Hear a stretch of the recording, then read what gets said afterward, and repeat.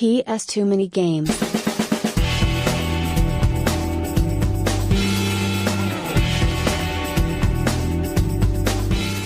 Good morning, welcome back to another episode of PS2 Mini Games. This one's a bit of an impromptu episode. I didn't plan to go to the CEX anytime soon, but there's a game that's coming to Great Yarmouth CEX in the last week or so that I actually would really like to get sooner rather than later. I'm not going to say which game it is. You'll see it obviously later on, but we're going to try our luck. While I'm in Great Yarmouth, though, I'm going to try the British Heart Foundation charity shop again. It is a massive charity shop. Oh no, not British Heart Foundation. Oh, God, I forgot what it's called. Is it? No, Cancer Research. Cancer Research. I don't come to Great Yarmouth very often, but Cancer Research is a large charity shop. I'm going to try my luck in there because sometimes you get the odd game that actually is I actually do need, and sometimes you get games that are actually worth a lot more than what they realise. So you never know. So we're going to try there first, then we're going to try CEX a little later on. So let's try my luck. So we're in Great Yarmouth right now, guys. About to go in Cancer Research UK. This is usually quite busy. That's not shocking, really. The sad truth of Great Yarmouth is one of the most deprived towns in the country. But like most seaside towns and cities, they're not given the money they really need these days, and they're just left to rot. It's not the worst place. Blackpool is the worst place. I will not go to Blackpool anytime soon. No offence to anyone who lives in Blackpool, it's just the truth. Anyway, let's try our luck. Where we going?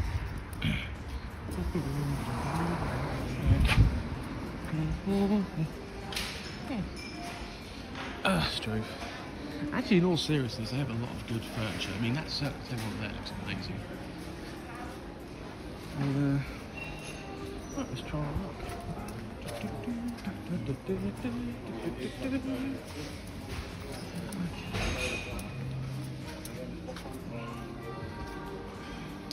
Wow, they've got a lot.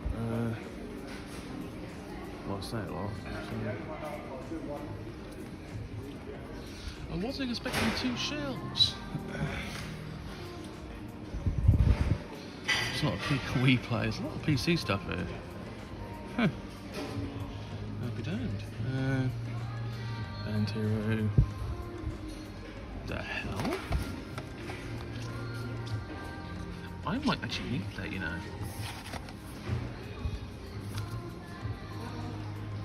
I'm actually getting that. Very good. Oh my god. Colin, if you're watching this, my god. There's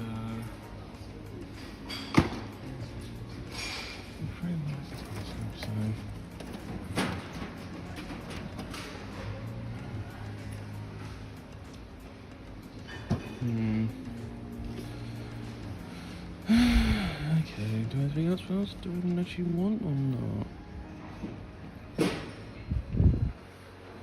What are SingStar games?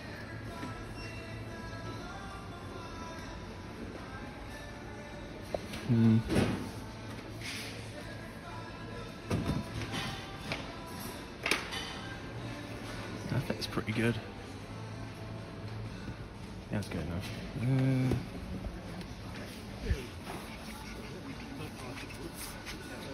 It's kind of impressive, that.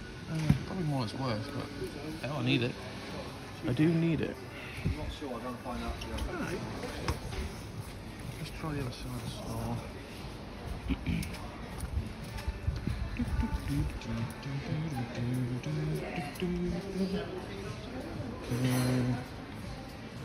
Anything over there on the list? Gaming wise, TV stand, fences. Oh yeah, not really.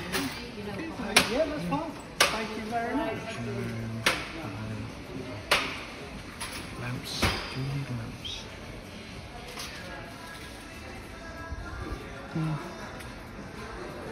So that's a...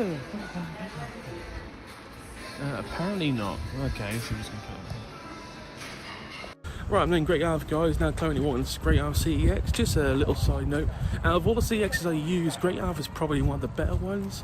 Not only for staff, but actually knowing what they're doing, but actually the quality of games taken in. There are some CEXs where I'll take literally anything, and there's some who only take actual stuff that's going to actually work. And Great Yarmouth's one of them, so we're going to see what it's like. About to head into CEX, try my luck. We'll go look for the PS2 games also, see if there's anything I actually need. These days I'll rarely be able to get anything above like 5 or 6 games at a time, not because I can't afford them, so literally I've got. Right, so we're about to walk in, we'll see you in there.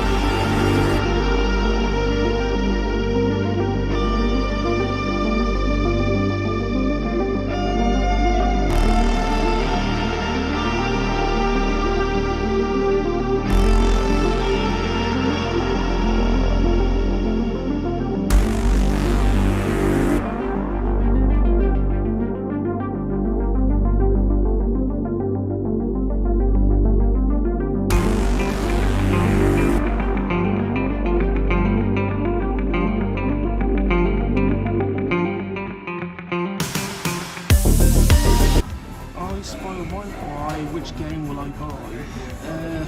That's super late. In all seriousness, I'm about to buy one of these games. You can find it later in the video. Right, so I'm at CEX. I've bought about 5 to 6 games. I actually got what I wanted, which is fantastic. Before I leave Great Yarmouth, I'm going to try cash converters, because I've had some good serious luck in cash converters lately, and we're going to try our luck. So let's see.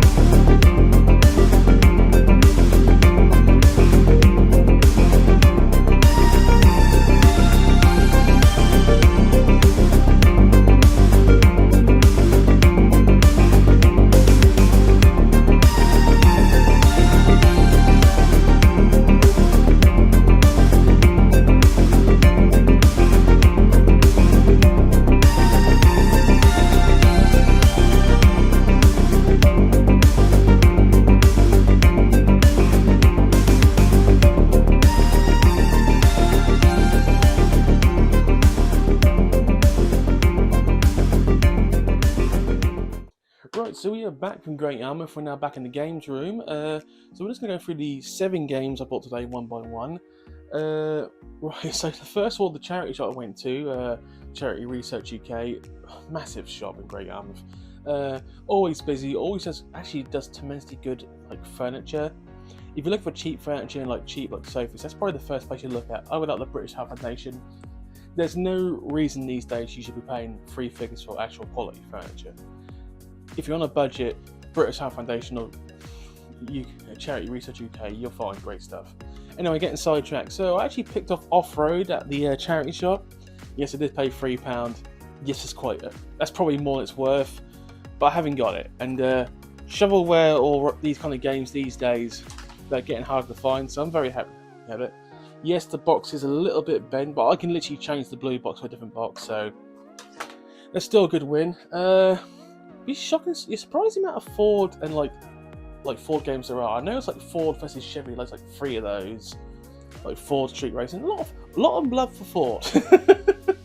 Obviously, a lot of it from America, but it's like over in Britain where that is like Ford Fiesta, Ford Focuses. They're not what you call super fast, unless you've got the very chavvy Ford XT. Obviously, the last 6 games came from Great Yarmouth CEX. I got nothing from Costco Converters. They had nothing I wanted. It's good stuff in there though, like that Mega Drive collection. I was tempted just the Mega Drive alone. It looked in quite good condition. And obviously running next door to it, by far one of the best N64 games, Bickety Buck Bumble. If anyone's ever played that game, it's not a great game, but the theme tune to Bickety Buck Bumble, it's got some of the it's such a good groove and it's so catchy. Please splice some of that, Dave. Good 20 seconds of it, and you tell me you don't feel the bass. What about now? It's time to rock with the Biggity Buck Bumble. What about now? It's time to rock with the Biggity Buck Bumble. Bump to the bump to the bump to the bass. Bump to the bump to the bumble. Bump to the bump to the bump to the bass. Bump to the bump to the bump. And we're getting sidetracked. So game number 1 from CEX Yarmouth this week, RPM tuning. I'm actually going to try this. This seems quite interesting. Obviously, this comes in that early 2000s era where tuning cars was very popular. Obviously, Need for Speed Underground, Underground 2, still very popular games. Fast and Furious franchise still going strong, hilariously. I think they're legit on their 10th film. I have no comment about that. I do love Vin Diesel though, amazing. D&D, yeah. So that 350, a little expensive, but I do need it. Game number 2, Gaelic Games Football. So for anyone who has never heard of Gaelic football, it's a tad weird. It's obviously Irish football. Never played it, but they made a game for it on the PS2, and they must have sold at least 1 copy because I found one. Will I play this? Absolutely not. Will Dave find footage for this? Probably not, because he's now refusing to find footage. I don't blame him, to be honest. Some of these games are... Yeah. Does that count as shovelware? Yeah, it does. Oh, by the way, I have been told that my laugh sounds kind of Dr. Hibbity. Also, it sounds like a hyena communicating. I'm very giggly. It's just the way I am. Also, I'm not laughing at my own jokes, by the way. I'm laughing at the ridiculousness of some of the shovel stuff I buy. Sometimes I was like, why am I doing this? But then you realise, collectors, we do the collecting. So anyway, by the way, game number 3, Ghost Master, the Graveville Chronicles. Okay, I'm curious. Never heard of this game before. A sizzling £2, as you can see. This actually might be worth a play. I'd use the word might be though. Do I call it? I can't call it shovelware because I'm curious about it. So if I'm intrigued. So not shovelware, but I did need it. So yeah. The next game, game 4 from the CEX. This is kind of strange. I never knew this existed. The Energy Thieves it's called, but on the label it's like Addy Bow and the Energy Thieves. But more intriguing to me, 2 playable demos from Spyro and Crash Bandicoot. So I'm assuming that it had some maybe it's not made by the same company, I don't think, but it's like Rendelware or Cocktail Studios or literally COK Tail Studios, or Cocktail if you will. Obviously it's a children's game. Obviously I'm not going to play this. £5 a bit expensive, but the demos alone, I'm curious to see Spyro Heroes Tale and Crash Twinsanity. Side note, Crash Twinsanity, I believe that's the game where the whole soundtrack was a cappella. If anyone doesn't know what a cappella is, it's 4 people just going and actually it's quite a good soundtrack. By the way, real side note, one of the best Mario themes of all time is the Super Mario Sunshine a cappella in the side levels where they're a cappellaing the original Mario theme. It's glorious. I love it. Put it in.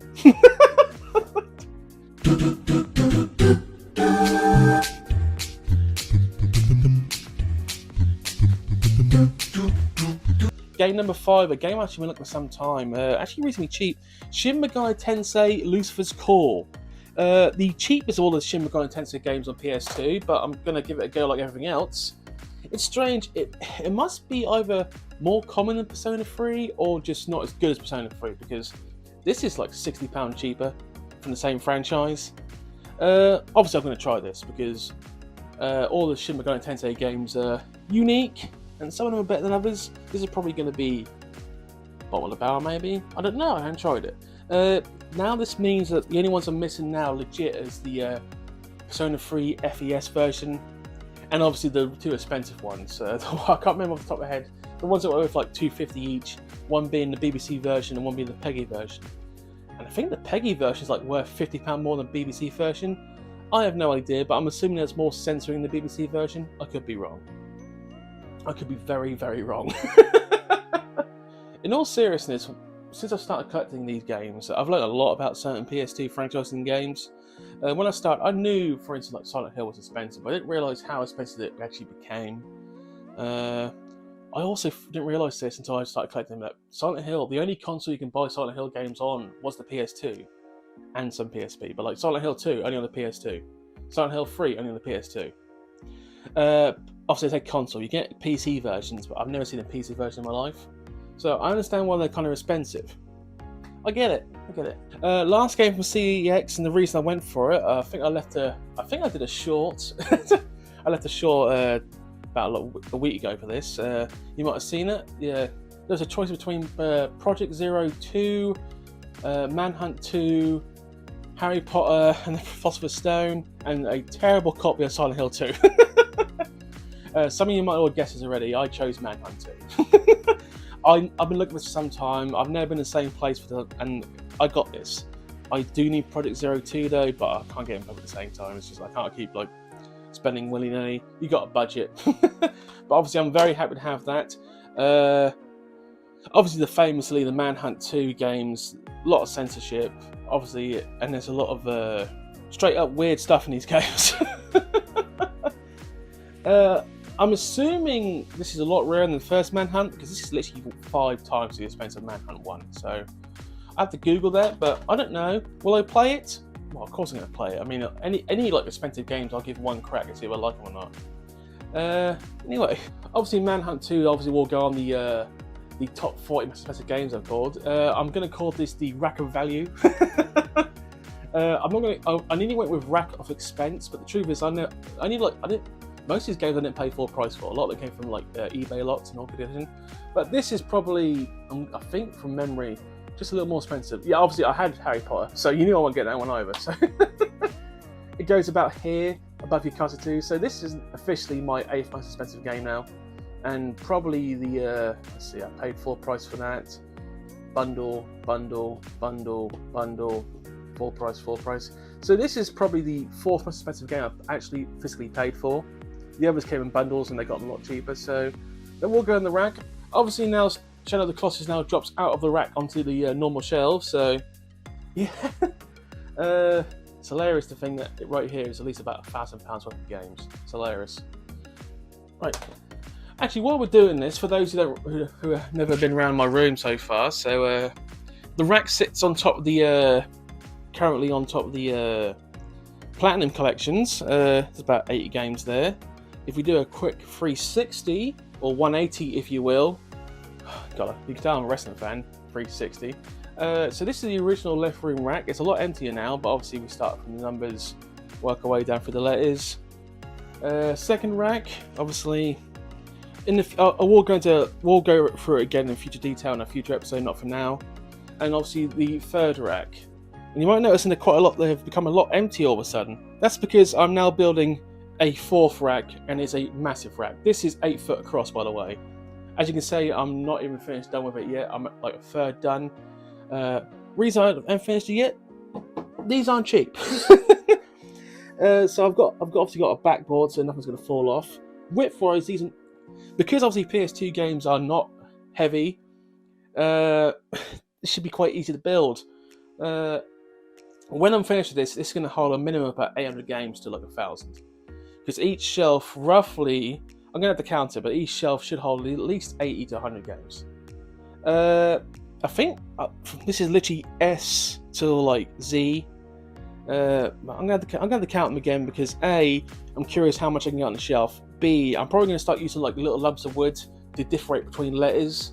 That way, it's just easy to file. But when this is done, that will mean I wanted to build a rack for a long time because by the time I get another 800 games, we'll be getting near the end of this collection because there'll be a lot less games to collect. Okay, that sounds a bit mundane, but that's just the way I'm going to say it.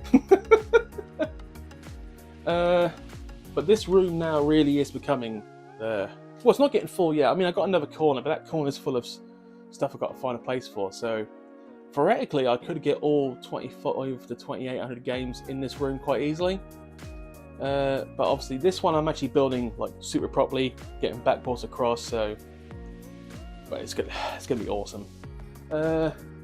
I'm hoping this will hold the majority of the PS2 Platinum games. I can keep building up obviously because this is a small frame. This is probably the strongest frame I've built, like because it's the better wood, but you never know. Right. So that's pretty much it for today's video from CEX Great Yarmouth. What's the future hold? There is a top 10 coming. There is a top 10 it's finished. I've just got to decide when we're going to release it. I'm not going to say which one it is. It's not top 10 fighting though. I'm giving that a lot of thought because I'm really struggling to decide what between 2 games and 1 and 2. Because you know when you got to like flip a coin, it's getting to that point, and I don't want to get to that point.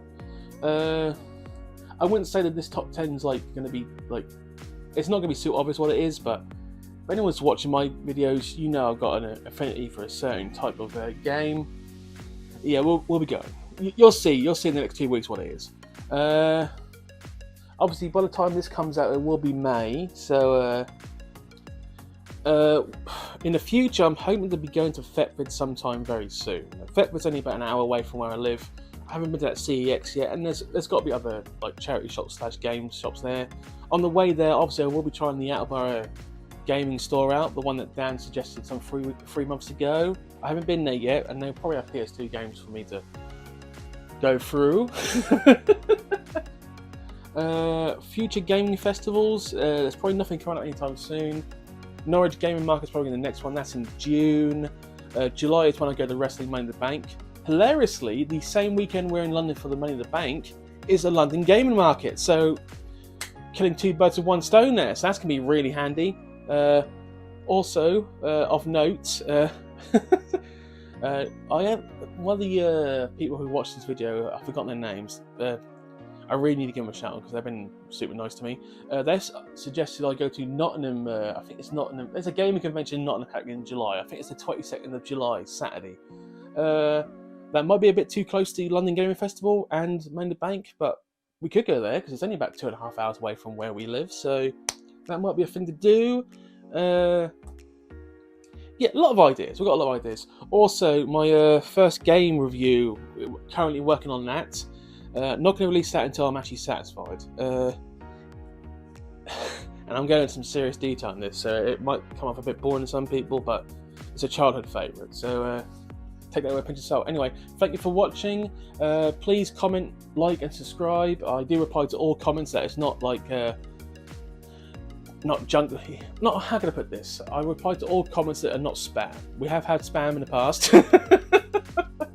And it's so obvious when it's spam. It's like when someone gives me like, like Japanese text and it's like big thumbs up and subscribe. Like, yeah, subscribe to my channel. It's like, yeah, you're getting deleted. Yeah.